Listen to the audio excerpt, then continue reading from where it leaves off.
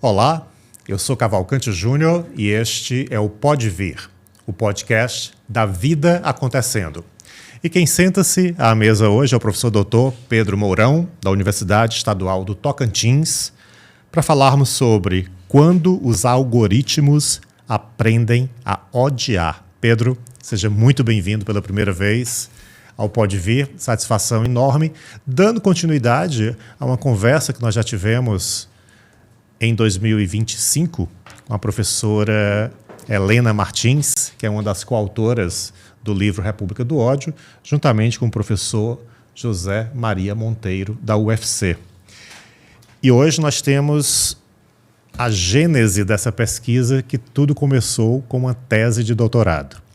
Uma tese. Fala pra gente sobre essa gênese. Como foi essa ideia de estudar grupos de WhatsApp?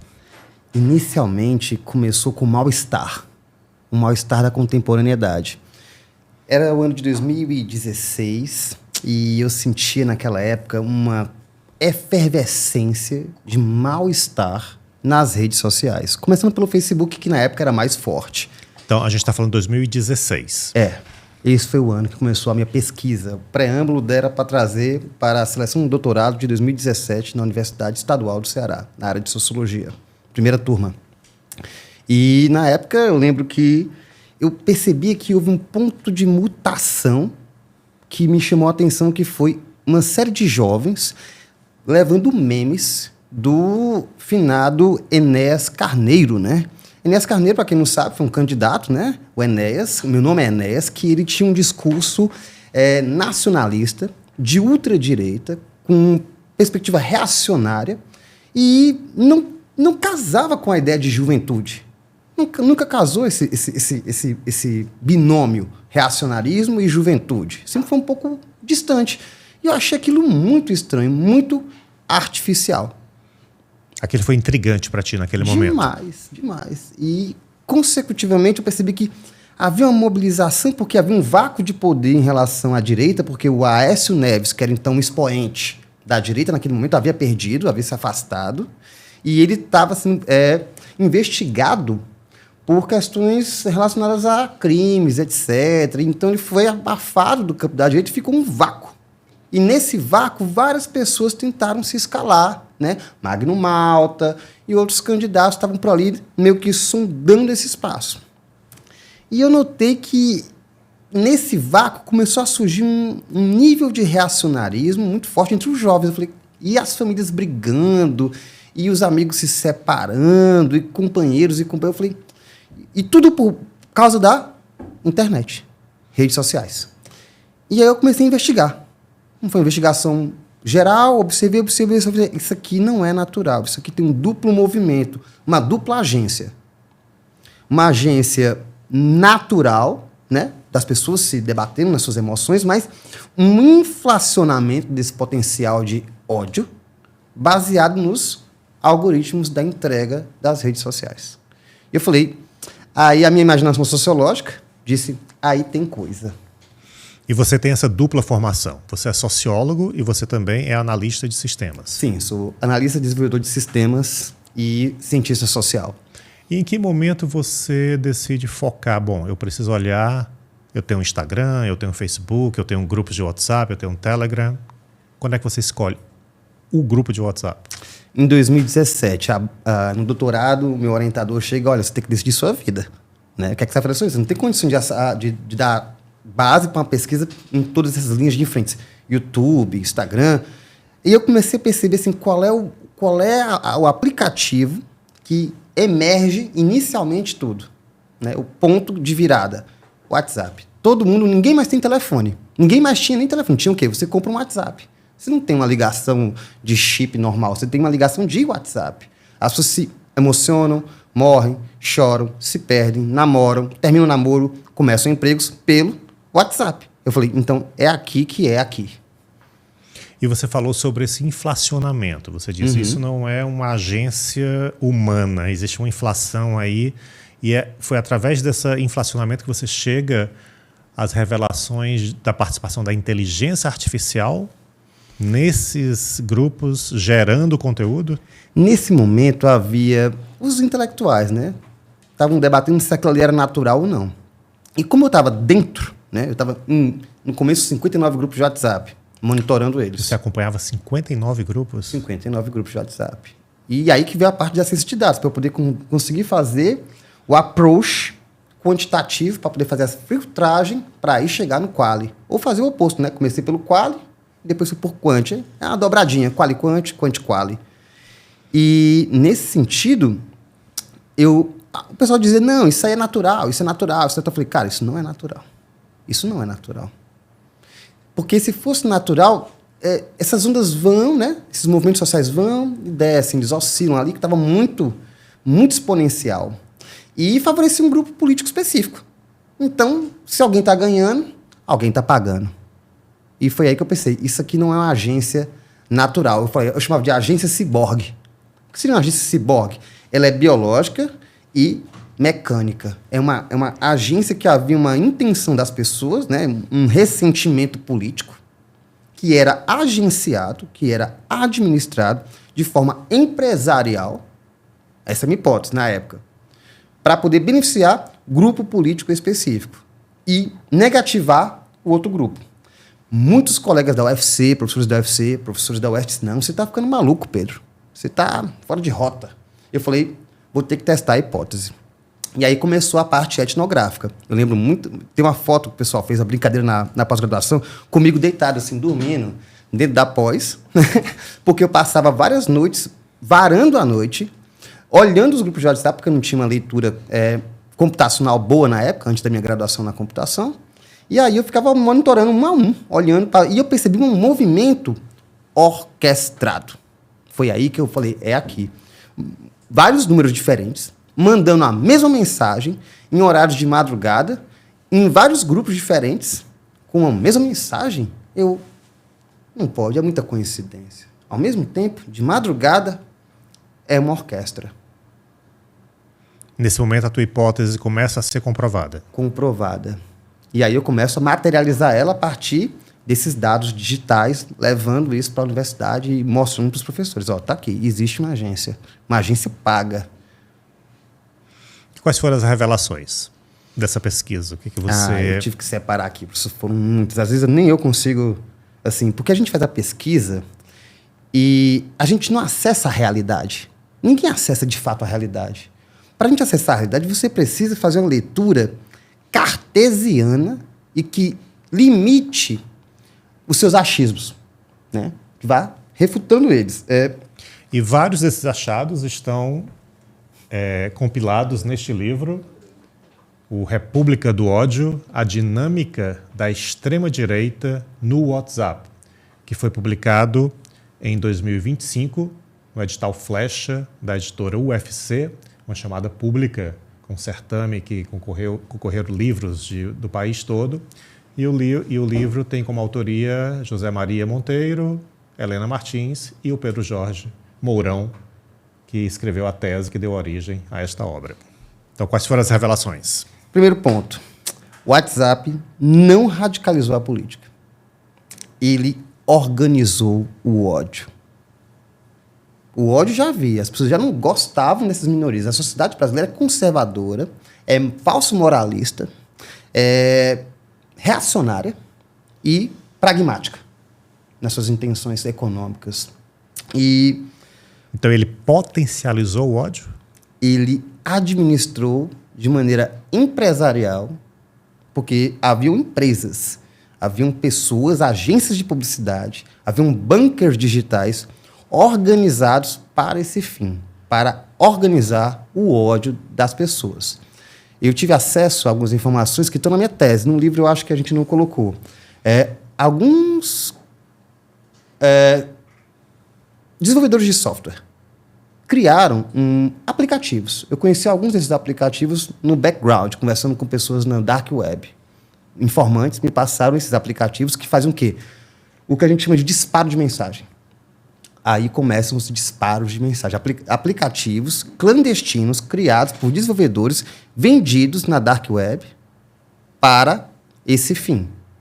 Orquestrados, vendidos, calculados. Olha, eu consigo colocar 30 pessoas num grupo de uma vez só, criar automaticamente grupos chamando pessoas involuntariamente, as pessoas não queriam estar ali, eram convidadas ou não, jogadas com números pegos na internet e jogados ali para fazer isso. O problema não é a radicalização, mas a organização desse ódio para fins políticos. Porque as pessoas se identificam ali, ela cria uma identidade política, você quer pertencer a um espaço. Olha, eu sou de esquerda, eu quero ter minha identidade, eu quero ter meus amigos. E hoje em dia nós vivemos num mundo profundamente marcado pelo individualismo, pela solidão, pela perda de vínculos, pelo materialismo e pela perca da esperança no outro. E isso propiciou com que essas pessoas se conectassem, se sentissem pertencentes de um movimento, se sentissem protagonistas das suas identidades políticas, mas nunca foram. Movidas por um patos negativo que é o ódio. Exato, movidos pelo patos negativo do ódio. Perfeitamente, professor. E numa orquestração que não possibilitava qualquer tipo de concorrência humana, não é? Exato. Porque ninguém concorre com a inteligência artificial, com esses programas que você disse que teve acesso. Na época, professor, não havia assim, a IA generativa. A gente não tinha. Mas aqui eu criei uma hipótese, né, que antes da IA generativa já existia a IA social. O que seria essa IA social no WhatsApp? As pessoas viraram algoritmos. E antes dos algoritmos virarem pessoas, as pessoas estavam se transformando em máquinas de replicação, por ideação, por percepção, por identificação. Eu me identifico com isso. Então, essa ideia de reforço, né? Reforço, redundância e exclusão de ruído. Porque se você... Eu fiz alguns testes, né? Eu estava lá infiltrado, nesses 59 grupos, e aqui e acolá eu fazia uns testezinhos. Eu jogava assim, gente, será que isso é certo? A lógica militarista morava nesses grupos. Se alguém já serviu ao quartel, já serviu ao exército, participou das Forças Armadas, sabe que o questionamento não é bem-vindo. A dúvida não pertence ao espaço militarista. Se você duvida, você quebrou a hierarquia, e isso era muito marcado dentro dos grupos bolsonaristas. Se você dissesse, será que isso é certo? Você era imediatamente excluído, questionado, você era visto como o inimigo. Você é petista. Não havia espaço para o pensamento crítico. Jamais. Jamais. Se você pensar na dúvida, você é o inimigo. E isso faz o quê? Isso é um algoritmo. Um algoritmo que reforça, um algoritmo que reduz o outro e um algoritmo que exclui. Principalmente. E essa IA apenas automatiza uma lógica social que já existe. Foi esse movimento que gerou o que passaram a ser chamado de as tias e os tios do WhatsApp? Exato. Pessoas trabalhando gratuitamente. Gratuitamente. Perfeitamente. E essa desinformação... E um verdadeiro batalhão, né? Nossa, milhares de pessoas trabalhando. Gratuitamente. E sem perceber. E gostando disso. Porque se você perceber bem, no jogo de esquerda e direita, nessa guerra civil, digital, simbólica, quem lucra é quem vende a bala. Quem lucra é quem está dominando o terreno. E quem são essas pessoas que vendem as armas da guerra digital? A Meta. A Meta vende para um, vende para outro. Tanto é que o próprio Haddad, ele foi condenado por utilizar o Google como ferramenta de replicação das ideias dele contra o Bolsonaro. Polêmico, né, professor? Muito polêmico. Eu estou pensando aqui, Pedro Mourão, sociólogo, analista de sistemas, professor da Universidade Estadual do Tocantins. Estou pensando sobre os riscos.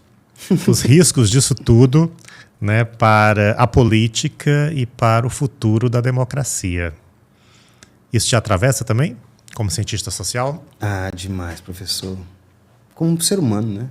Eu acho que a gente agora virou alvo fácil, porque quando você não tem uma regulação dessas redes, você tem a possibilidade de destruir reputações, destruir... Por exemplo, agora alguém pode pegar minha imagem, me colocar em qualquer lugar fazendo qualquer coisa. Recentemente um amigo meu fez isso para brincar comigo, me mostrou, olha, e era impossível saber se era real. Eu só consegui identificar porque o movimento de um dos personagens da cena que ele criou era sem nexo. Tipo assim, um personagem fazia um movimento que não fazia sentido lógico. Não era nem um defeito visual. Ou seja, eu precisei usar um olhar muito crítico para poder entender o que não era real. Mesmo sabendo que não era eu. Ou seja, perdemos também a noção de real. Total.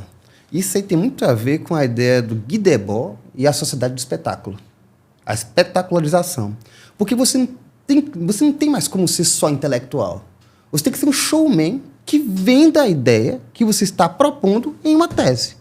Eu não posso mais me permitir ficar guardado no gabinete, ou me permitir ficar guardado na sala de aula, levando a minha aula para 50, 60, 100 alunos. Eu tenho que chegar nas redes e dizer, olha, existe um orquestramento real para manipular você e o seu sentimento contra a democracia.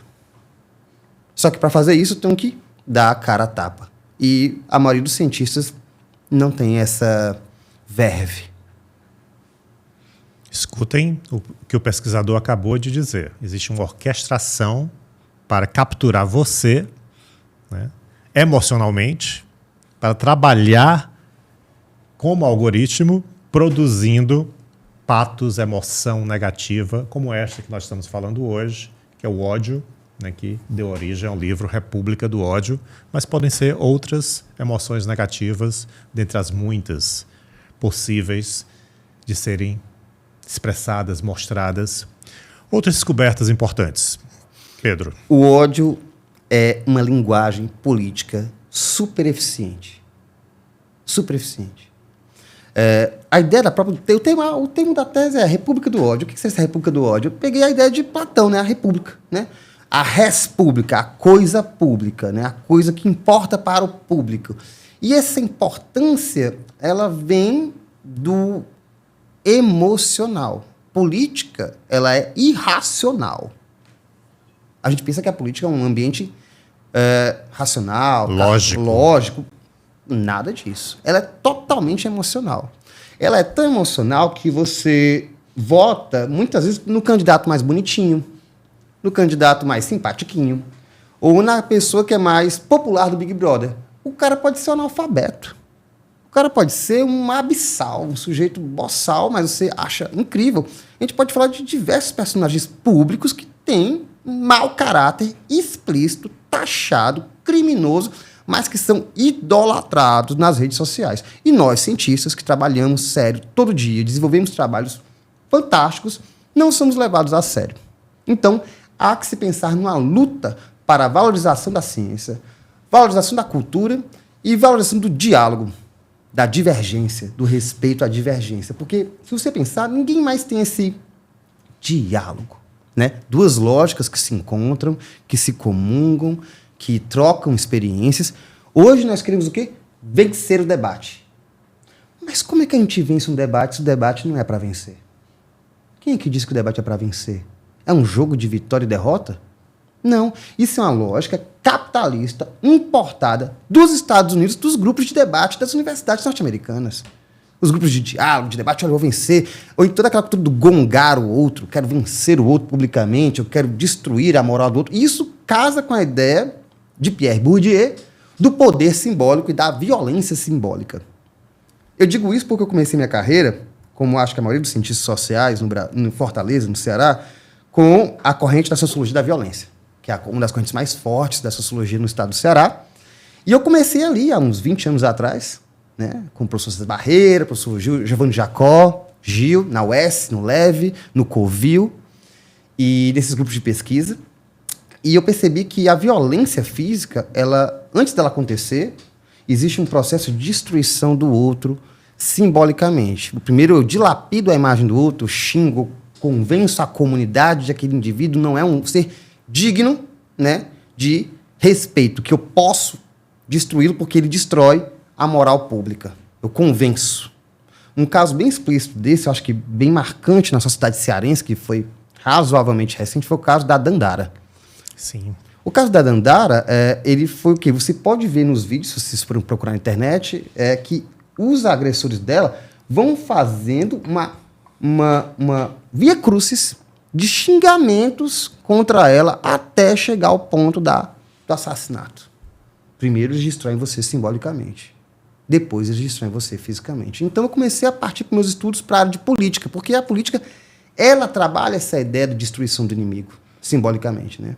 É isso que passou a ser chamado de cancelamento? O cancelamento é um exemplo bem claro disso. Primeiro, eu destruo a imagem do cara. Olha, você não pode dizer isso, você não é digno de estar nesse lugar, você não entende esse lado, você é um ser desumanizado. Então, a partir do momento que eu consigo te desumanizar, eu posso tirar a sua vida porque você não é digno dela. E as redes sociais, elas intensificam esse cancelamento, esse xingamento, a possibilidade desse xingamento. Ela reúne uma quantidade maior de pessoas para cancelar uma outra, não é isso? O que é um grande erro. É um grande erro, porque muitas vezes eu percebo assim, que a esquerda, minhas críticas à esquerda, e eu sou do campo anarquista, né? Me identifico com o campo anarquista. E eu percebo que a esquerda busca utilizar esse expediente de negação do outro, né? Explica melhor. Em vez de eu buscar negociar, dialogar, conversar com os divergentes, eu vou destruir a imagem dele. Um exemplo. Hoje nós temos a maior parte da população do Brasil como no campo cristão evangélico, né? E eu percebo que as pessoas tentam negar, né, a perspectiva dos evangélicos, né, desdignificando eles nessas posições. Vejam só. Em vez de buscar para o diálogo, em vez de buscar trazer, de fato, a ideia que está na raiz do pensamento cristão, né, que é a comunhão, busca dizer, olha o ridículo, olha o infame, olha a fuga da crença. E esse embate ele não acrescenta, ele não soma. E se nós quisermos compor um futuro de democracia para o Brasil, nós temos que estar, primeiro, na igualdade dos direitos de pensar diferente. Mas esse pensar diferente em que sentido? Foro privado? Foro público? Bem, eu acho que dentro do regramento do Estado você já tem uma linha bem clara. O Estado é laico. Política pública tem que ser isenta dessa perspectiva. E pensar o quê? A república. O que é bem comum. A rua não tem credo. Uma rua asfaltada, um posto de saúde bom, uma escola boa, uma repartição pública que funcione, não tem credo. Ela serve a todos.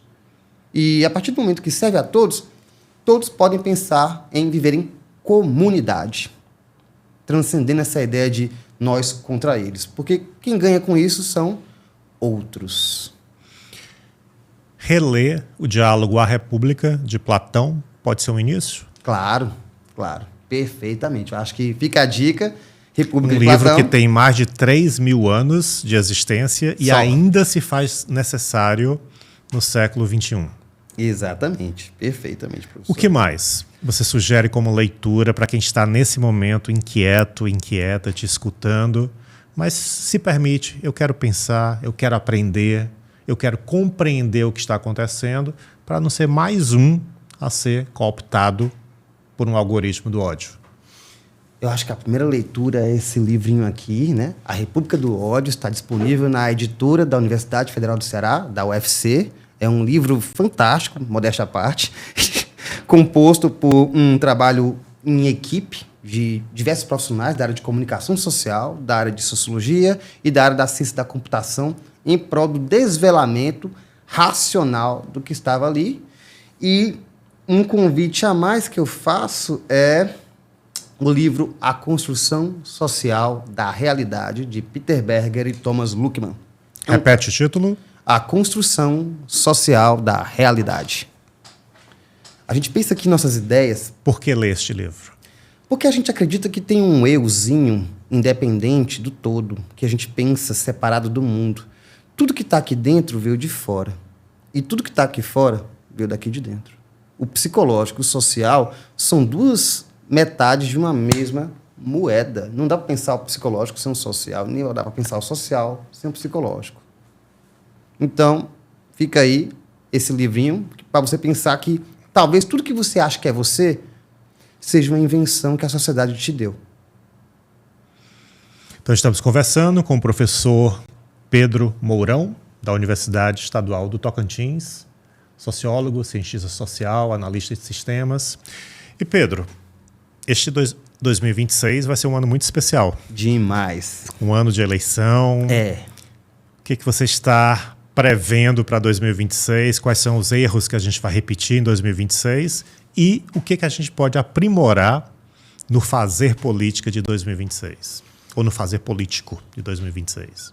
O senhor falou isso aí, professor, eu lembrei de uma palestra do professor Peter Burke, que ele deu no Dragão do Mar, alguns anos atrás, uns 20, 15 anos atrás que eu assisti. Ele disse, eu não tenho bola de cristal, mas vou tentar fazer uma jogada. Eu ia lembrar que ele é um cientista social, ele não é um... Ele não tem como adivinhar o que vai acontecer. Não temos como, mas a ciência traz algumas contribuições. Traz, eu acho que o grande ponto-chave para mim é que o bolsonarismo digital, ele não depende do Bolsonaro. Nunca dependeu do Bolsonaro. Então, vários outros elementos vão tentar escalar nesse modelo de, vamos chamar de administração política do ódio. Uma administração política racional do ódio, das emoções. E que eles estão aí. Todos estão aí disponíveis, tentando jogar dinheiro nisso. Enquanto não houver uma regulação, enquanto não houver um empenho da sociedade civil para entender que pregar o ódio é o primeiro passo para o assassinato, né? Se a gente não entender que a palavra tem poder, a gente não vai conseguir sair dessa situação. Recentemente, a gente tem a questão da violência contra os animais, né? Agora, recentemente. E essa ideia de poder destruir o outro, né? A outra vida, sem sofrer consequências, né? Ela é muito forte no Brasil. Ainda mais para as elites, né? Achar que estão acima da lei, né? E então, eu acho que se a gente não pensar realmente na ideia do que o ódio não é um excesso emocional, é uma tecnologia política, uma tecnologia séria e barata. Muito barata. Se você pensar que você pode pagar, sei lá, R$1.000, R$2.000 para uma empresa dessas disseminar o ódio contra o seu vizinho, né? Pode. Isso vai acontecer. Aconteceu, inclusive, né? Acontecem. Então, se a gente não tiver realmente um Estado que consiga falar, olha, basta, né? Ou vamos saber que a internet é terra sem lei. A gente tem um marco regulador, mas ainda a Polícia Civil, né? A Polícia Investigativa, as polícias investigativas não têm, hoje em dia no Brasil, aparato. Elas não têm pessoal que seja treinado, não tem tecnologia, são vilipendiadas enquanto profissionais e largadas. Se nós formos aqui caluniados e formos na delegacia e dizer, olha, amigo, traga as provas, porque nós não temos como. E você destaca um elemento que também a sua coautora, a professora Helena Martins, destacou, que é a necessidade da regulação, do marco regulatório das redes sociais. Fala um pouquinho para a gente por que é tão importante essa regulação, esse movimento que vocês estão empreendendo no Brasil. Isso é um ponto interessante. A ideia de regulação sempre assusta, né? Porque ela vai tolir um ideal de liberdade. Mas que liberdade é essa? É a liberdade de eu destruir o outro? Será que eu posso ter essa liberdade? E outro ponto, eu, enquanto anarquista, eu não confio em governo algum. Nenhum governo é confiável. Então, se não houver uma regulação que tenha participação massiva da sociedade civil organizada, dos intelectuais, dos pensadores, né, das ONGs, da sociedade como um todo, né, das comunidades, das próprias igrejas, né, dos sindicatos, participando desse processo, nós vamos ter uma regulação que vai beneficiar diretamente um lado. Então, o Estado aí tem que agir como moderador real, né, moderador mediador, que observe esses pontos e tente construir uma convergência regulatória real, e não uma convergência para o próprio interesse, que é o que geralmente acontece enquanto política pública, né? E pelo que você falou, o investimento tecnológico também é necessário, né? Para que você consiga fazer leituras. Sim, com certeza. Desse submundo, dessa deep web, né? Sim. Mas eu acho que a principal tecnologia que nós temos que investir é na educação. Não tem como fugir disso. Eu diria que acrescentar dentro do ensino médio, né, preferencialmente nas faculdades, também nos cursos, como identificar fake news. Hoje, na UFC, nós temos uma IA construída pelo Farol Digital, né, um grupo de pesquisa composto por mim, professor José Maria Monteiro, e os alunos da pós-graduação em Ciência da Computação da Universidade Federal, que ela compilou os dados da minha pesquisa, construiu um banco de dados e criou a IARA, que é uma IA que consegue identificar hoje desinformação, fake news, com uma acurácia de 83%. Fantástico. Disponível gratuitamente no site Farol Digital. Farol Digital. Do nosso projeto. Uma das contribuições da pesquisa científica realizada na Universidade Federal do Ceará, com um grupo de pesquisadores. Então, fica aí a dica. E com isso a gente chegou ao final do nosso episódio. Os 30 minutos já se passaram. Eu quero agradecer imensamente por ter reservado esse tempo durante o seu período de férias. Brevemente está retornando à sala de aula lá no Tocantins. Então, muito obrigado, Pedro. Agradeço imensamente, professor. Muito obrigado à Universidade Federal, ao senhor, ao S e aos cientistas. E você acompanhou mais um episódio do Pode Vir, o podcast da vida acontecendo, e 2 vezes por mês eu converso aqui sobre arte, cultura, literatura, saberes diversos. Então, segue a gente no @podevir o podcast.